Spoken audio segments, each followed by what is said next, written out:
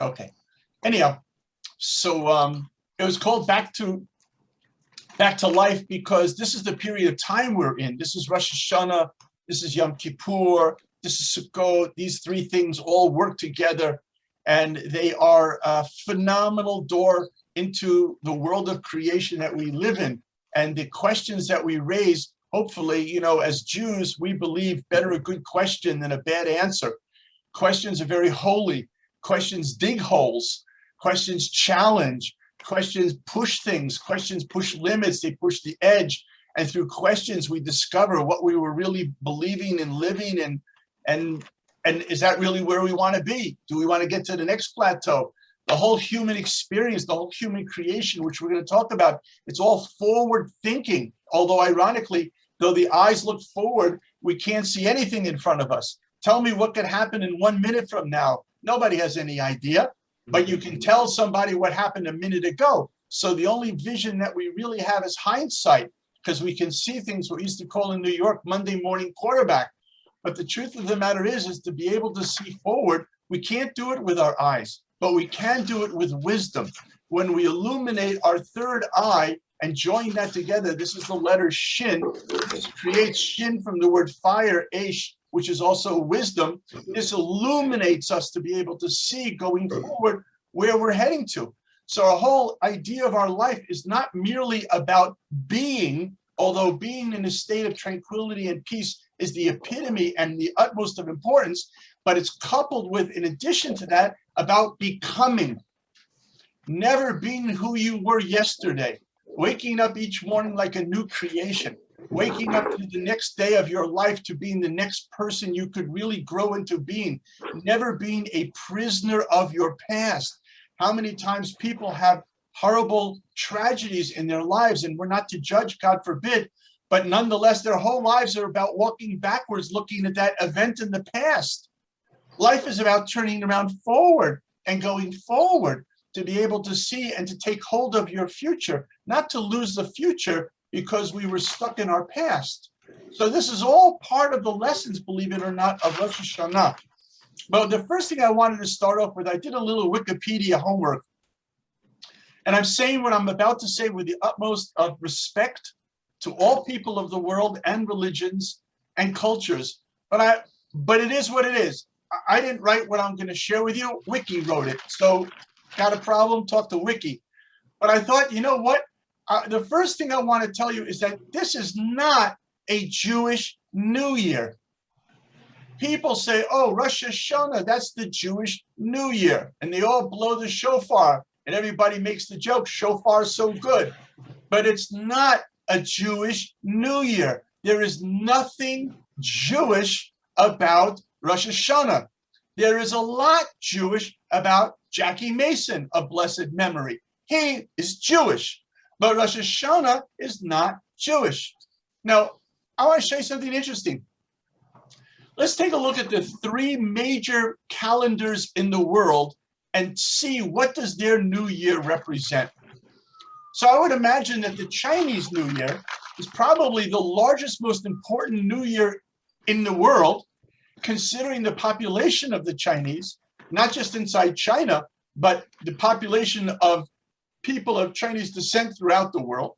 And if it's not the number one, it's certainly number two, but I think it's number one. And everybody's heard about the Chinese New Year. I even was able one year to be in China for the Chinese New Year, and the candlelight, the lanterns, and it's beautiful and it's festival and it's lovely. But what does it represent? So Wikipedia says as follows. The beginning of the Chinese New Year started with a mystical beast called the Nyan, a beast that lives under the sea. During the annual spring festival, the Nyan would eat villagers. Now note this part, especially children. Like demons always kind of had like this little thing for children. I guess that is why all of us were scared out of our wits when we were kids, that there was a monster under the bed. I mean, most adults probably don't have that fear, but kids always had that. So this beast would eat villagers, especially children, in the middle of the night. One year, all the villagers decided to go hide from the beast. An old man appeared before the villagers went into hiding and said that he would stay the night and he would get revenge on the Nayan. The old man put red papers up and set off firecrackers. The day after, the villagers came back to their town and saw that nothing had been destroyed. They assumed that the old man was a deity who came to save them. The villagers then understood that Yanhong had discovered that the Nayan was afraid of the color red and loud noises. Then the tradition grew. When New Year was approaching, the villagers would wear red clothes, hang red lanterns, and red spring scrolls on windows and doors, and use firecrackers and drums to frighten away neon. So that is our source, according to Wikipedia, as to the Chinese New Year and what it represents. Fascinating. And billion plus people observe this, which is also very interesting and fascinating.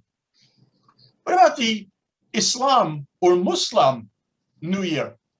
What does that New Year actually represent? So those of us that have had the chance to study Islam and have many friends who are Muslim will tell you that the Islamic Muslim New Year commemorates the journey of the Prophet Muhammad from Mecca to Medina. Okay, fair enough.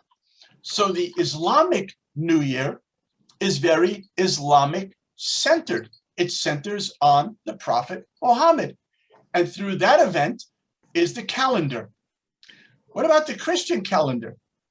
So the Christian calendar is a very interesting calendar in many, many ways, the Gregorian aspects of it and so on. We're not going to be giving a class now on calendars.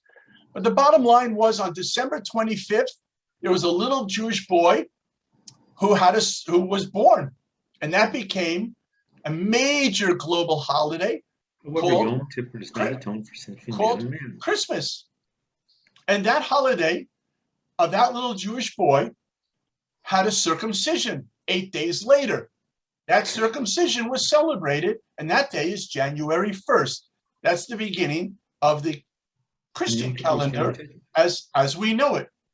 Now, that's a very interesting idea because, again, therefore, one would see people call it the Western calendar, but it's not a Western calendar, it's a Christian calendar. And the Christian calendar, therefore, is very Christian. Christian calendar is also very concentric on Christianity. Muslim calendar is concentric on Muslims. Chinese calendar is concentric on an event that happened in China or with the Chinese, assuming that that's where the area was that this beast was impounding the people. But the Jews do not celebrate Moses' birthday. It's not a holiday. We know when it is, Zayin Adar, not a holiday. Nobody celebrates. It's not Moses' birthday, is not a holiday. Abraham's birthday, Isaac's birthday, King David's birthday. We know when all these birthdays were. None of them are actually a holiday. So what then is Rosh Hashanah? Rosh Hashanah is human holiday. It celebrates the creation of the first man and woman, of Adam and Eve. Neither of them were Jewish. Neither of them were Muslim. Neither of them were anything of any of the religions. They were just the very first two people. So Rosh Hashanah is not about Jews. It's about all human beings. That's what it is. And Rosh Hashanah, therefore, as being about all human beings, is for the entire world. Maybe it's only the Jews that continue to remember this or engage in it, perhaps, but it's important to understand. It's even more important to understand a very interesting thing, that this creation was not about the creation of the world, because the world was actually created 6 days earlier. Adam was created on the 6th day of creation. In the Hebrew calendar, the creation of the world was the 25th of the Hebrew month of Elul. Now watch this. If that's when the world was created, if we could use the metaphor of pregnancy and birth, then the conception of the world would be 9 months prior to the 25th of Elul. And what was that? What is 9 months earlier from 25th of Elul? Is the 25th of the month of Kislev, which is the first day of Hanukkah. The first light of Hanukkah is the inception of the world that was born 9 months later on the 25th of Elul. But Rosh Hashanah is the creation of man 6 days later. In fact, the Talmud tells us in detail about the creation of Adam and Eve. By the way, it's important to realize that the term human being, or what is used is man, does not mean M-A-L-E. It doesn't mean male. Man means woman and man together as one. To be a complete human being is a man and woman together as one. And if you look it up in the Bible, you will see that it says, and God called them man, Adam and Eve together. So they were both created at the same time on the same day. And the Talmud breaks it down hour by hour. I'm going to show you something from the Vilna Gaon that'll blow your mind if I can say it correctly and if you can follow it. The Vilna Gaon says as follows: each one of these hours of the creation are, as King David said, 1,000 of our years. King David says it clearly in Tehillim and Psalms. He says, God, one of your days is 1,000 of our years. So the Vilna Gaon says, let's use this formula to discover something about the world. Because when Adam failed, as we know that he failed, and we'll talk about it a little bit later, Abraham came along to stand in Adam's place, and Abraham's children would then bring the rectification to the world that Adam was unable to do. So Abraham now stands in the place of Adam. Watch this, it'll blow your mind. The Talmud says that when Adam was created, in the very first hour, God brought dirt from all over the entire world in order to be able to use this dirt to be able to create man. It had to have the earth of the entire world so that no matter where human beings would be on the world, they would feel at home. In the second hour, God then began the basic shape of their bodies. The term used is golem, if you're familiar with that. Otherwise, let's leave it for now. And in the third hour, God then finished the form of the human being. In the fourth hour, the soul was put into Adam and Eve. And in the fifth hour, they stood on their feet. The Vilna Gaon says that this Talmud is telling us magic. It is telling us that in the same way when Adam was created, he stood in the fifth hour, and man has stood on the planet ever since. So too the Jewish people will stand in their homeland in the fifth hour of the world, and they will never leave again. Now, let's do this. I hope there's a geek in the house who's good with math, but otherwise I'm really bad at math, but I'll try to do it. I kind of worked it out beforehand. Here's the math. If one day of the 6 days of creation, or the 7 days of creation, equals 1,000 of our years, so if we're talking about Adam and Eve being created in the sixth day, that means there were already 5 days prior. 5 days prior gives us 5,000 years using that equation. We also know in the Jewish world that the night comes before the day. So if Adam's being created in the day of the sixth day, there was already a whole night. A whole night, if one day is 1,000 years, a night is 500 years, half the day. So now that gives us 5,500 years. Now we have the problem of figuring out the hours. So let's do math. If we divide 12 into 500, right? 12 hours into 500 is the same as 24 hours into 1,000, into 1,000. If we make that division, so 12 into 500 comes out 41.66, i.e., every hour would be 41 years and 66. Okay, simple math. We know that Adam stood up in the 5th hour. Thus, we multiply 41.66, which is 1 hour in terms of years, times 5, comes out to 208. Don't believe me. Work it out for yourself. 208. What's our sum total? 5,000 years for the 5 days, 500 years for the night before, 208 years for the 5 hours of the day. Total, 5,708. The Hebrew year, 5,708, is the English year, 1948, the Independence War of Israel. So the mathematical equation of Adam standing on his feet in the 5th hour of the 6th day correlates to the standing of Am Yisrael back in the land of Israel in 1948. As an aside, and it's only an aside because it's just kind of cute, in the Hebrew year of 1948, that was the year that Abraham was born.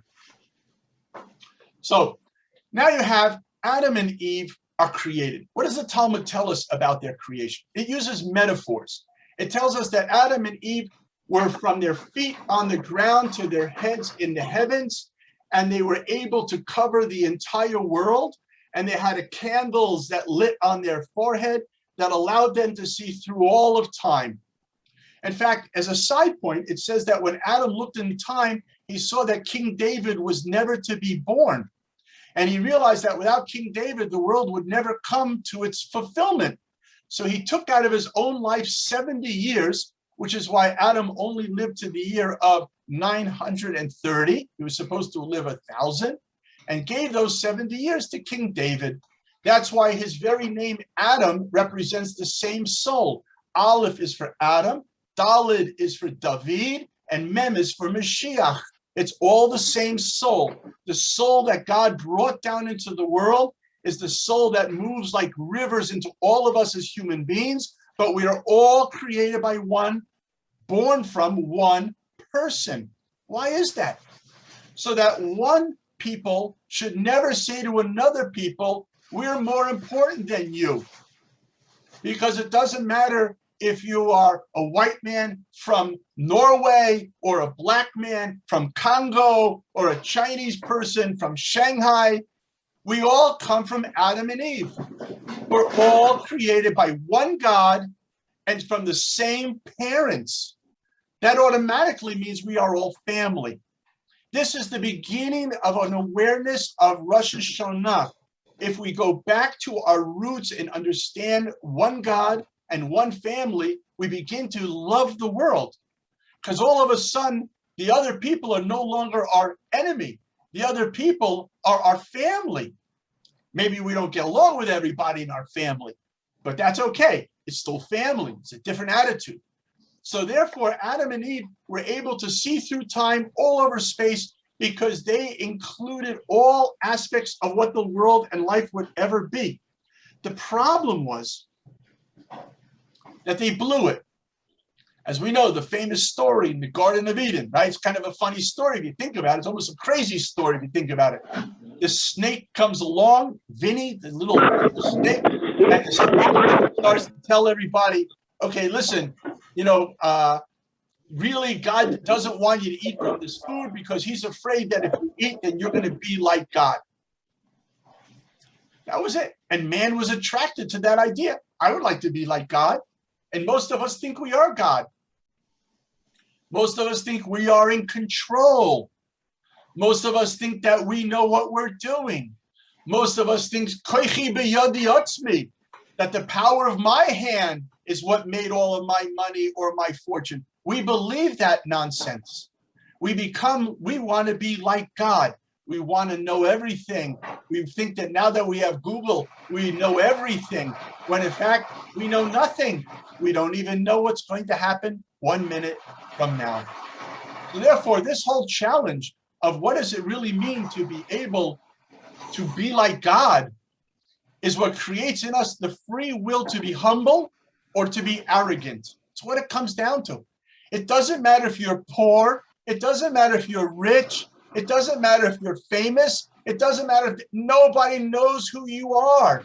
You are born alone and you die alone. You live alone. You have people who are close to you, but you live alone. If you don't love yourself, you cannot love another person. And nobody can love you. Because somebody says to you, I love you, you'll think, how could they love me? I don't even love me. So therefore, the most important thing is to discover who you are.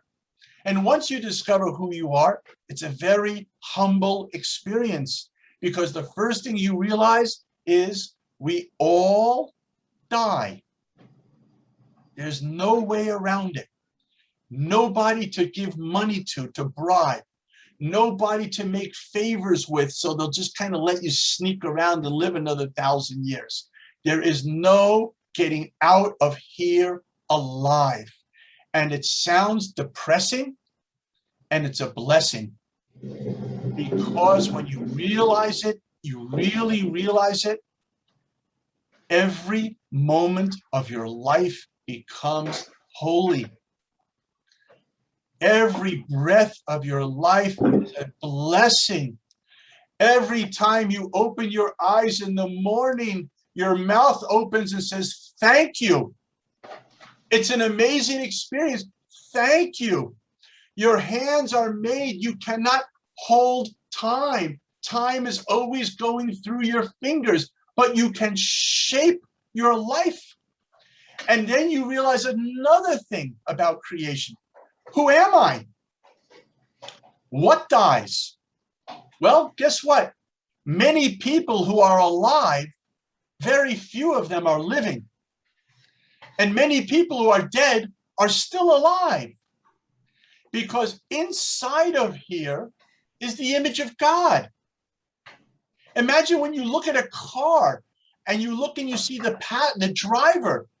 That's the person, not the car. When the car comes in the parking lot, it didn't die. The driver got out of the car. This is a car. It takes you from your mother's womb to the tomb. It transports you. But the real you is inside of here. And if that real you inside of here, God forbid, wastes precious time, limited time on our planet doing things which are really maybe not the best investment of our time, these things will haunt us forever.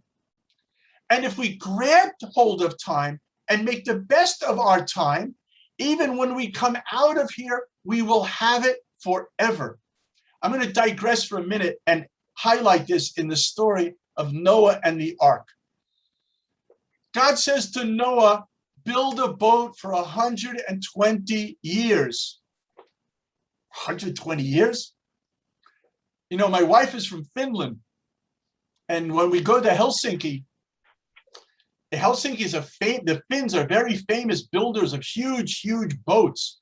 And we go to Helsinki, we see these giant, they're like buildings on their side, these enormous, enormous boats that they build. They're just enormous. But it doesn't take them 120 years. Why did God say 120 years? The answer is because we know that the term 120 years is a term used for how long a perfect person like Moses lives in this world. So it means that this is the ark. What we are building now is when we come out of here, what we will be traveling with forever. So now just imagine you're in a garage and there are 3 walls with shelves and boxes and all kinds of things. And the 4th wall is a door, and there's a traffic light, or robot, as you might call it, inside with a red light. And you're a little kid, you say to mommy and daddy, what's that door? And mommy and daddy said, no, that's death. We don't talk about that door. Look at the other walls, open the boxes, see what you can do, what can you build? Now you find a little light and you make a this and a this and a that. And then you invite all your friends over to lift a glass of wine because you made a piece of modern art, and your time just goes by until one day After 119 years, hopefully, a little voice says, "Game over." And the head goes back into the pillow. And like at the end of the movie, the credits come up, written, produced, directed by God. And it's over. You're not going to see the birds outside anymore. You're not going to hug your friend anymore. You're not going to be really upset that you lost $100 anymore. It's all over. And that red light turns yellow and tells you whatever you've built in that garage, turn it on, baby. And you get in the seat, put on your helmet, put on the strap, put on the leather gloves, turn on the engine, and then that goes green, and that door comes up, and you are out of here, and you are traveling into the universe. The Zohar says that when you come into this world, you are like the sun. But if you navigate through this world, you'll be like a galaxy. But imagine the person that all they built was like one of these little foot scooters. How will you feel? That's how you want to be forever? So we have an amazing opportunity while we're alive. No matter what we have done, we can cut the past and claim the future. And that's what Rosh Hashanah comes to do, to tell us. The creation begins all over again. You are man. You are human. You have everything in you you ever need to know, but you have to fix the fact that you ate of the tree of knowledge because you wanted to become godly. And therefore, from Rosh Hashanah, we go to Yom Kippur. We are humbled. We go through 10 days. These 10 days correlate to what we call in the mystical world the Sfirot of creation. These are the 10 energies which are represented by the 10 utterances that God used in creation. And when man could no longer hear God because he, like Pharaoh, thought he was God, so then God sent 10 plagues into the world. Each plague was to get the dust off the utterance so you could hear God's voice again. And then when man was ready to hear the voice again, now it comes back as 10 commandments. The 10 commandments are the ultimate expression in human terms of the 10 utterances of creation. And we go through each one of these 10 levels from Rosh Hashanah to Yom Kippur. Rosh Hashanah, we claim God as king. Yom Kippur, we claim us as man. But here's an interesting problem. If the whole idea of Rosh Hashanah is about making God king, then shouldn't we do it the other way around? Shouldn't we do Yom Kippur first? Shouldn't we fix our soul? Shouldn't we make ourselves a better holy person? Shouldn't we clean ourselves and then come to God nice and clean on Rosh Hashanah? I mean, is it really nice to God that a bunch of us walk in with dirt all over our souls and put a filthy crown on God? It would make so much more sense. First do Yom Kippur, then work for 9 more days, and then you're ready to put the crown on the king's head. Why is it the other way? You know why? Because God doesn't need anything from us. God doesn't need anything from us. Anything you give God is already God's. He just lets you think it's yours. You can't give God anything. So therefore, God doesn't need anything. And therefore, the whole procedure is love of God for you. It's giving you life. So God gives Rosh Hashanah first, because when we see what is creation. Let me ask you a simple question. You know what an ant is? How many ants are currently living in the world right now? How many worms? How many birds? How many fish? How many different types of fish are there? How many people? How many billions of people? All billions of people all breathing. boom, boom, boom. Their hearts are all beating, ching, ching, ching. Their minds are all billions of people, different languages. What's going on? And it's been going on for how long? We have no idea. This is just Earth, which is out there by sun on the side of the galaxy. How many planets are there? I mean, and that's just planets. What about when you move out of this world into the other levels of creation? How many angels are there? How many? And what kinds? What types? Do you think we know anything? We don't know anything about creation. We live like we know everything. The Brisker Rav once defined who is a fool. Now, we think of a fool as somebody who's stupid. He says, no. A fool is somebody who says, I know everything. That's the fool. That's the fool. So are we fooling ourselves and thinking we really know what's going on? We really know how our body works, how our soul works? How is it that I move my teeth and sounds come out and they go into your ears and your brain can understand it? How does that happen? Do we just take it for granted? It's phenomenal. Creation should blow our minds or humble us. The human being is capable of two simultaneous opposite feelings at the same time. Go to the Grand Canyon. When you come to the Grand Canyon, two things happen. You are overwhelmed with beauty. You become a feeling of greatness, and you become very, very small at the same time. Same time, small and great. So God blows our minds, if we allow it to happen, with a revelation of creation and who we are. Why? To inspire us. If we realize how great we are, our potential, what we can do down here in this world, which the Lubavitcher Rebbe calls the lowest of all the lowest, what we can do, it's tremendous. And that gives us the impetus to grow and to become better and better until we come to Yom Kippur. What happens on Yom Kippur? Yom Kippur is the tree of life.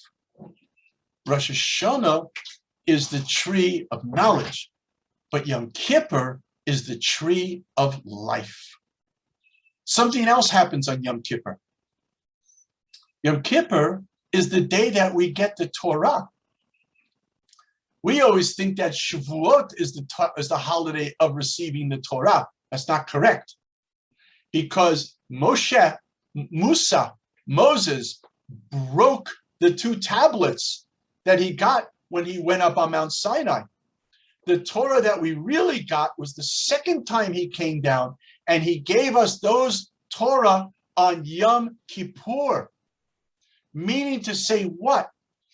That as you get yourself, you get the tools to the whole universe. That's what Yom Kippur is. It's the tree of life is now being given to you.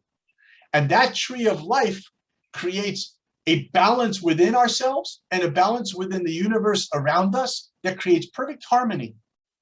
This is symbolized, I think I might have shared this in one of our classes, but I'll repeat it here, by the Star of David. The Star of David is made of two delta. A delta is like an arrow. It's a Greek symbol.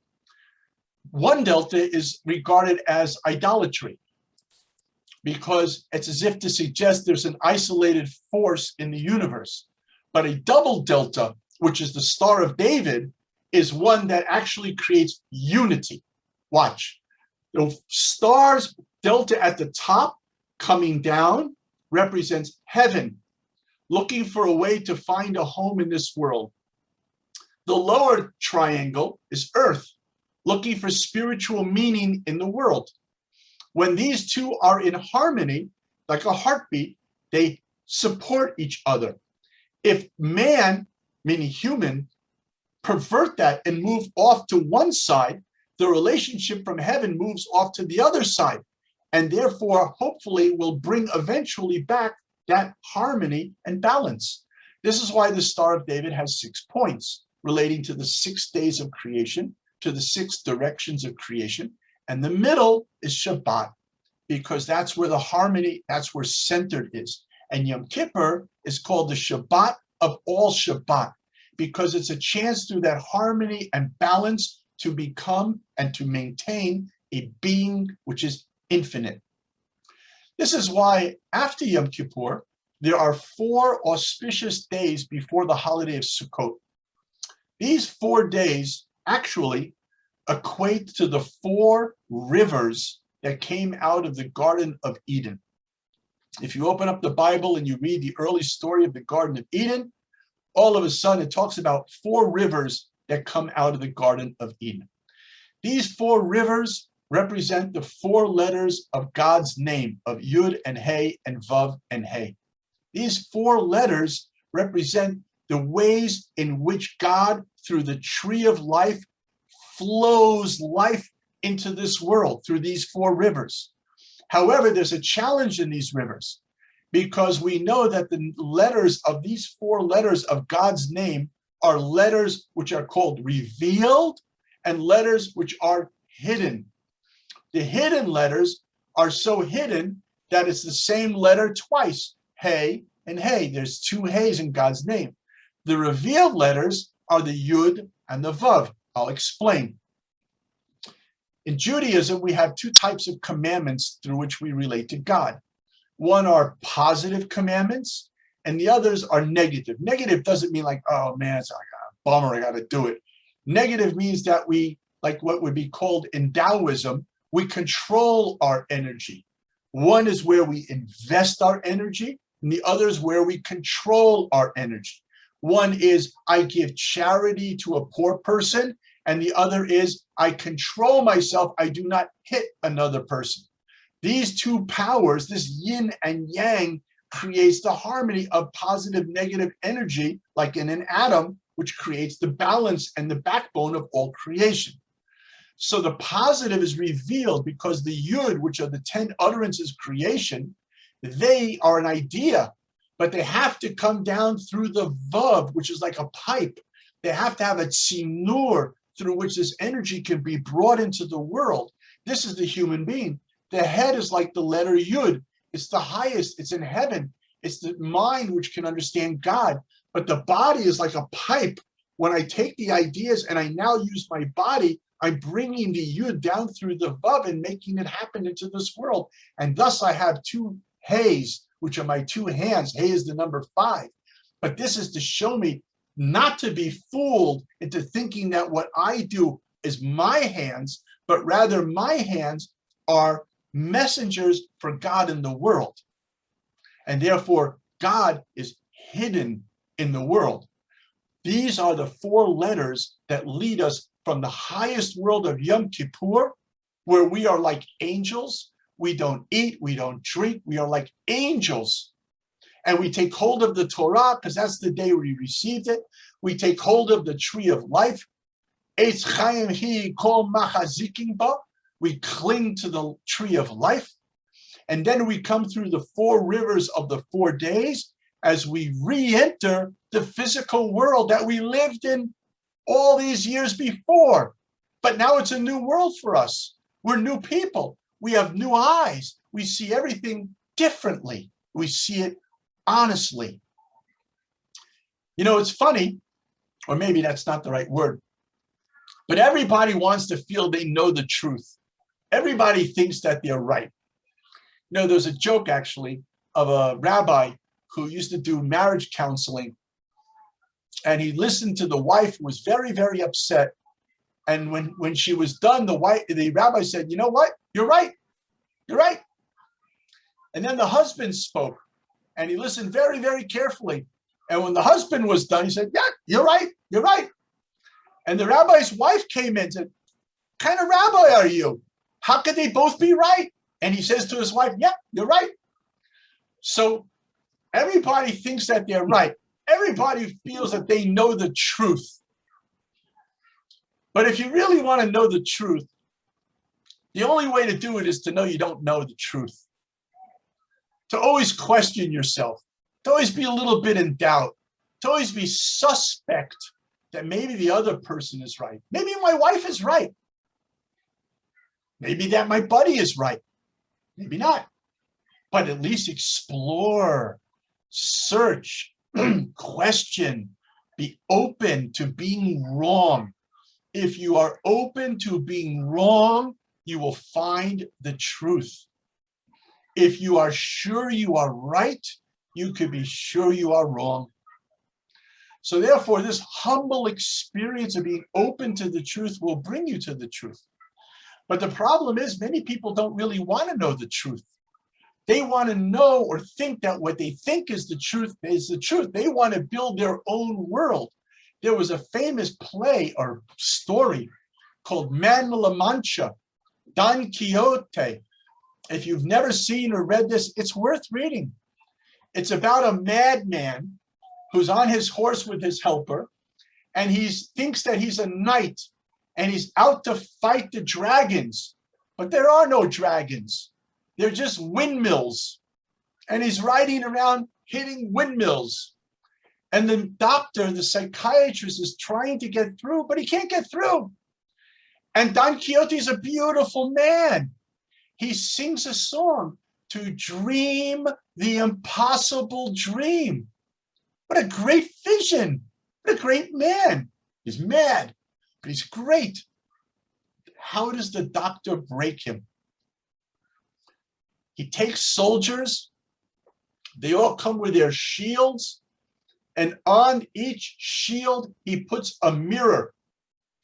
And the soldiers come into the room and they surround Don Quixote, so that no matter where Don Quixote turns, he has to look at himself, and he can't handle that, and he breaks down. For us, just the opposite. There's nothing more valuable than to break down, because when we break down, we don't stop there. We rebuild correctly, because we believe in life and going forward. We see breaking down as step one to building. It's not breaking down and that's game over. It's breaking down because what I had is broken, and breaking it down will set me free to go to what I really have in my life. That's the whole beauty. That's the whole process. And so therefore, when we come into the physical world of Sukkot, we break it all down because we're very, very attached to the physical world. We're very attached to my eating. We're very attached to my social status in my community. We're very attached to my money. We're very attached. So what do we have to do to make a sukkah, not a palace? God doesn't say after Rosh Hashanah, Yom Kippur, make a palace. He says make a sukkah, a little shack. How do you make it? Well, you have to make sure it doesn't have a real roof. Wow, that's pretty funny. And you have to take things that grow from the ground and you have to cut them. You have to understand that everything in this world is really not nursed from Mother Earth. It is given life by God. So therefore, you cut the connection to this world and you place it on top of your sukkah. You take lifeless things and make them holy. You have a power now through the 4 rivers, through the 4 letters, through the tree of life, through the Yom Kippur purification, elevated by a new awareness of consciousness of what creation is all about, to be able to see into everything in the physical world and see its real value or lack of value. Hevel havalim, vanity of vanities, King Solomon says. There's no value here, but yet everything has value. It's a question of seeing the application. So therefore, the roof of the sukkah that you put above you has to have holes in it.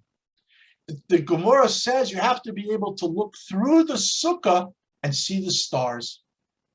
You have to be able, when you're in your house, you feel like you're a king. Hopefully you don't have a leaking roof. I used to have one. I know some of my buddies in certain parts of the world that still do. But at the end of the day, hopefully you don't. But that's a dream. Real life is to be able to see through it. That it's not your roof that protects you. It's God that protects you. So you see through the sky and see the stars. You allow the rain to be able to come in. It's not blocked. The blessing of the rain is Baruch Hashem al kol tipa v'tipa. Blessed is God for each drop of rain. So you allow the blessings to come into your life. If you think you're Pharaoh, you don't need God's blessings. If you're a humble person, you welcome God's blessings because those are the best there are. And then how does Sukkah culminate? You take 4 species. You take the lulav, the etrog, the hadassim, and also you take the, I see I have a raised hand for a question. Moshe Israel, please. Nope. Hold on. Moshe Israel, you wanted to ask something? Okay, maybe he just hit a button by mistake. No problem. These 4 species, these are the 4 letters of God's name. These are the 4 rivers that flow on those 4 days from Yom Kippur into the Sukkah. So now you have the amazing ability to be able to hold, if you will, as God's partner in creation, the 4 letters of God's name. They also represent the 4 types of people. The lulav is very straight. Those are people who are very involved with God, but not necessarily with other people around them. There are the hadassim, who are people involved with other people, but not necessarily as involved with God. There are the aravot, which are the lips. They are people that just talk, but they don't really think about what they speak.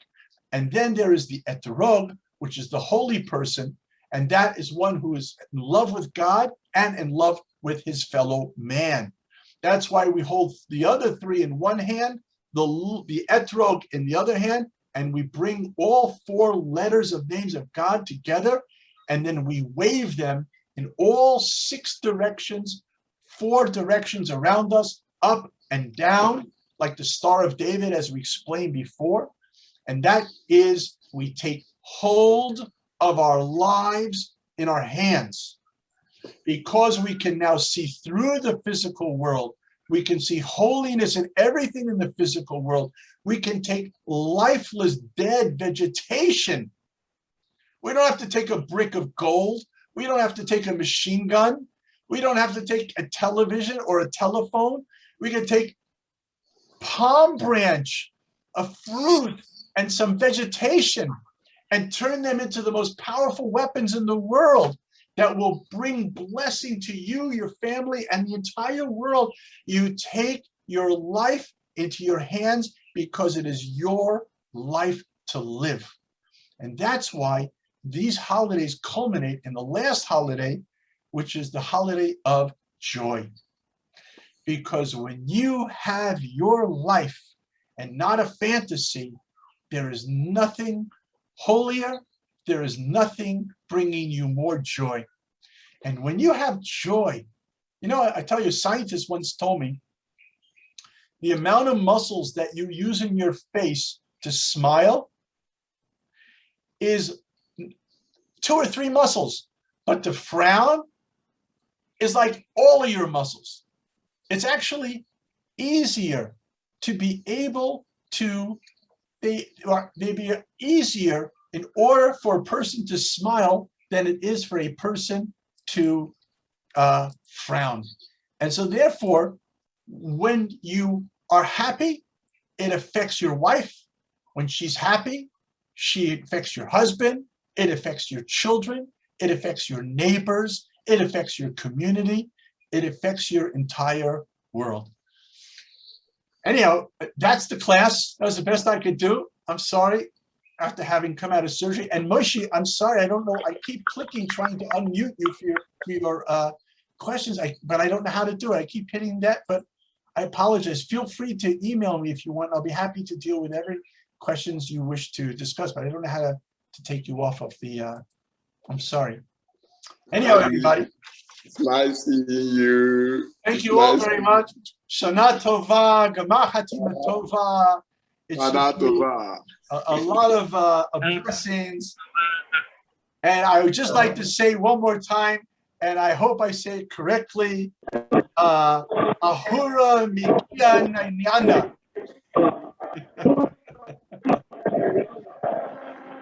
I have a feeling that's not how it's said, but I meant to say that as I love you. So Right. everybody. Bye, everybody. Bye. That was amazing. Bye. Bye.